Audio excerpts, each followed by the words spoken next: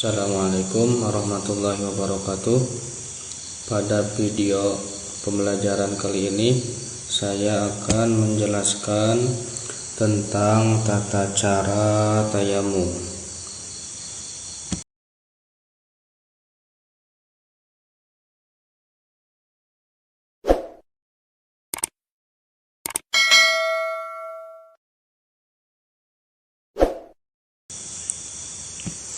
Namun sebelumnya, alangkah lebih baiknya kita mengetahui ilmu atau teorinya terlebih dahulu, karena kita itu dalam beribadah harus sesuai dengan syarat dan rukunnya.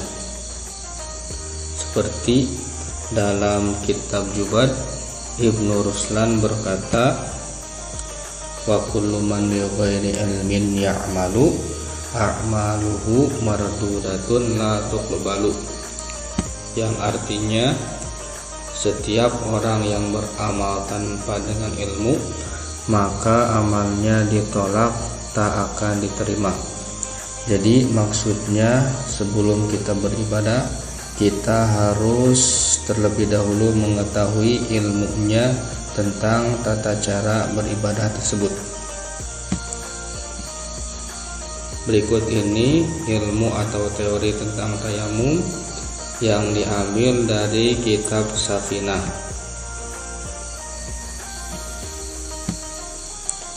Yang pertama adalah sebab-sebab yang membolehkan tayamum ada 3. 1. Tidak ada air untuk berwudu. Maksudnya ketika kita mau berwudu tapi tidak ada air, namun harus ada usaha dari kita, yaitu mencari air. Jika sudah mencari air tidak ada dan bertanya kepada warga sekitar, menurut informasi tidak ada air, maka kita dibolehkan untuk bertayamum. Yang kedua, ada penyakit yang mengakibatkan tidak boleh memakai air. Contohnya seperti penyakit kulit. Jika terkena air maka penyakit tersebut akan lama sembuh, maka diperbolehkan untuk bertayamum. Yang ketiga, ada air tapi hanya sekedar mencukupi kebutuhan minum manusia atau binatang yang muhtaram atau yang dihormati. Penjelasan lebih rinci, manusia atau hewan yang tidak dihormati ada 6 macam, yaitu 1. Orang yang meninggalkan sholat wajib. Yang kedua, orang yang sudah menikah tapi orang tersebut berzina. Yang ketiga, orang yang murtad atau keluar dari Islam. Yang keempat, kafir harbi atau orang kafir yang memerangi kaum muslimin. Yang kelima, anjing liar yang suka menggigit. Dan yang keenam, babi. Jadi maksudnya jika ada air hanya mencukupi untuk kebutuhan minum, boleh bertayamum, tapi jangan diberikan kepada manusia atau hewan yang 6 macam yang sudah disebutkan tadi.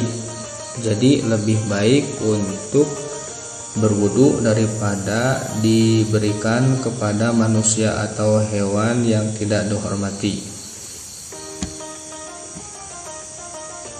Selanjutnya, syarat-syarat tayamum ada 10. Nomor 1, bertayamum dengan tanah. Kedua, bertayamum menggunakan tanah yang suci, tidak terkena najis. Jadi harus dipastikan tanah tersebut tanah yang suci, tidak ada najis sedikit pun. Yang ketiga, tanahnya tidak pernah dipakai sebelumnya. Maksudnya jadi harus mengambil tanah yang baru yang sebelumnya belum dipakai untuk tayamum. Yang keempat, murni dari campuran yang lain seperti tepung dan seumpamanya. Maksudnya harus tanah yang murni, yang tidak ada campuran, jadi asli tanah. Yang kelima, meniatkan tayamum. Yang keenam, menyapu muka dan dua tangannya dengan dua usapan berbeda. Jadi anggota tayamum hanya dua, muka atau wajah dan kedua tangan beserta sikunya. Yang ketujuh, menghilangkan segala najis di badan terlebih dahulu. Jadi jika sebelum tayamum harus dibersihkan dulu najisnya. Jika ada najis maka tayamum tidak akan sah. Yang kedelapan, berusaha mencari arah kiblat sebelum memulai tayamum. Yang kesembilan, tayamum dilakukan setelah masuk waktu sholat. Jadi jika belum masuk waktu sholat, tayamumnya tidak akan sah. Contoh, sholat duhur jam 12 pas, kita sudah bertayamum jam setengah 12, maka tayamumnya tidak sah. Jadi harus masuk waktu sholat terlebih dahulu. Dan yang ke-10, bertayamum untuk setiap satu sholat wajib.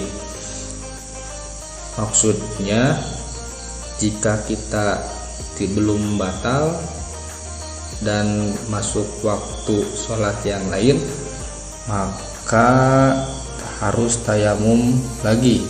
Contohnya ketika kita sholat duhur dengan tayamum dan belum batal sehingga masuk waktu asar, dan harus tayamum lagi. Jika tidak tayamum lagi maka sholatnya tidak sah. Jadi satu kali tayamum untuk satu kali sholat. Selanjutnya, rukun-rukun tayamum ada 5. Yang pertama, memindahkan tanah. Yang kedua, niat. Yang ketiga, mengusap wajah. Yang keempat, mengusap kedua belah tangan sampai siku. Dan yang kelima, tertib di antara dua usapan. Jadi harus wajah dulu, kemudian kedua tangan, jangan tangan dulu kemudian wajah. Maka jika demikian tayamumnya tidak akan sah.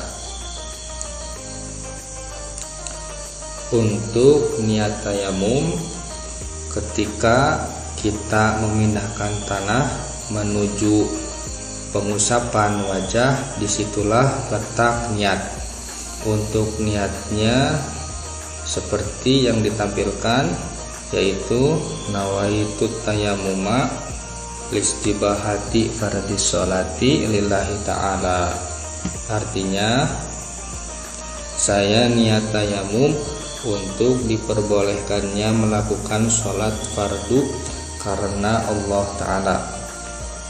Untuk niat tayamum dengan wudhu berbeda, karena tayamum untuk diperbolehkannya melakukan sholat, sedangkan wudhu untuk menghilangkan hukum hadas kecil.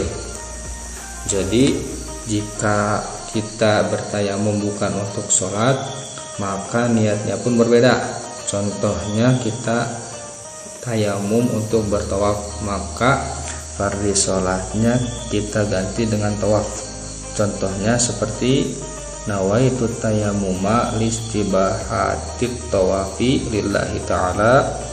Artinya saya niat tayamum untuk diperbolehkannya tawaf karena Allah Ta'ala, atau untuk membaca Al-Quran, diganti fardhi sholatnya dengan qiraatil Quran. Contohnya seperti nawaitu tayammuma listibahati qiraatil Qur'ani lillahi ta'ala. Artinya saya niat tayamum untuk diperbolehkannya membaca Al-Quran fardu karena Allah Ta'ala.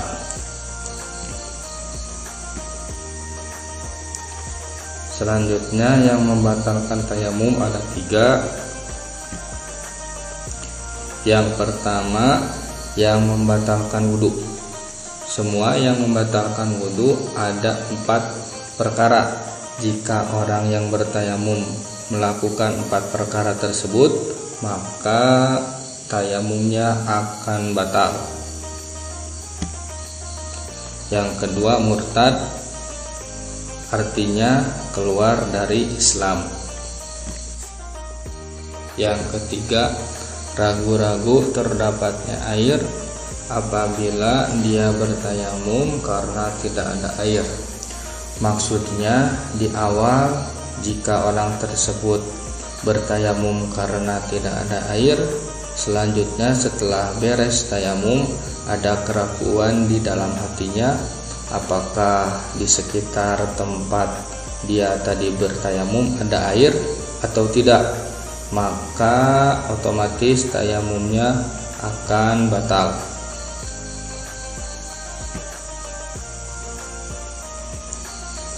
Setelah kita mengetahui ilmunya, maka selanjutnya kita akan praktek tayamum.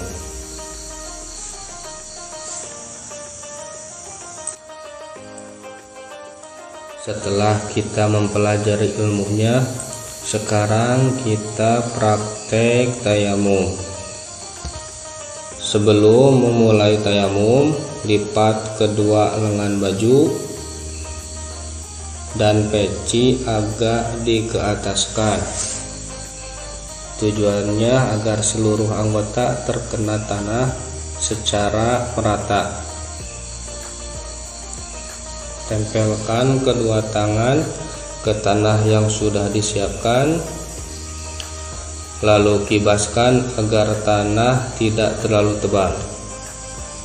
Ketika proses pemindahan tanah ke wajah, maka disitulah kita berniat di dalam hati dengan niat yang sudah dijelaskan sebelumnya. Lalu usapkan secara merata ke seluruh wajah dan harus yakin seluruh wajah terkena tanah.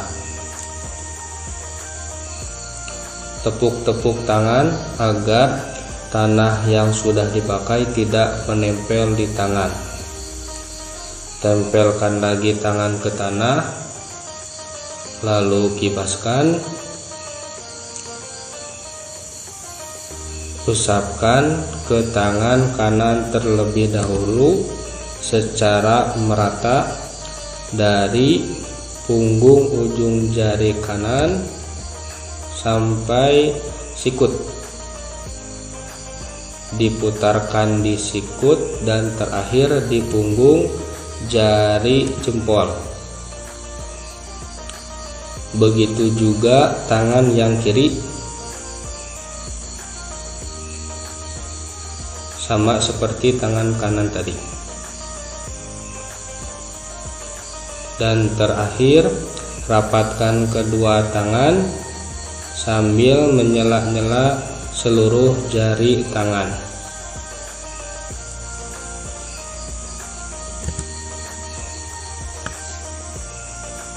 Cukup sekian tata cara tayamum, mudah-mudahan bermanfaat.